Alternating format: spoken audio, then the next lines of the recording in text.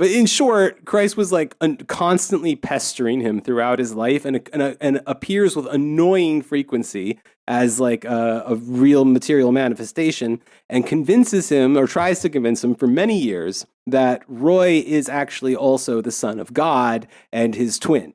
And he, in his autobiography, says, no, I'm not ready. I have things I want to do. And, puts it off, and eventually gives in, accepting that he is indeed the literal genetic twin of Christ on earth. And much like Jesus, Roy never knew his father. He felt eternally crucified by his shitty ass life. He was a preacher like Jesus outside of the hierarchy. He's a lay preacher. He was known for ministries to the sick, to the elderly, and increasingly to young men, and unfortunately to young children. So very Jesus-y in his mind, essentially his twin. So basically, blowing Roy was blowing Christ. And through this act, his followers would attain what's called the holy seed, the divine seed, the holy seed, yes. And I guess now the idea is that once you attain this, you can share it with others in the club of emissaries. So at least some, if not many, of these inner circle emissaries were married and had kids of their own.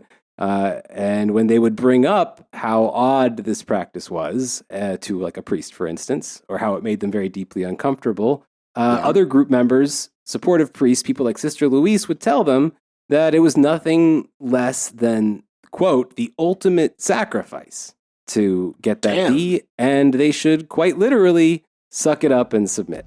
And incidentally, the AFC's motto is obedience and peace.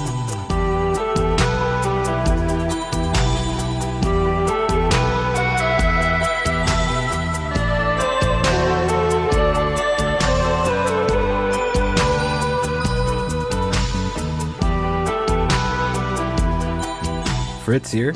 This has been a highly manipulative attempt to entrap you into our Patreon page at patreon.com/tenepod to subscribe and get the full premium episode we've teased here.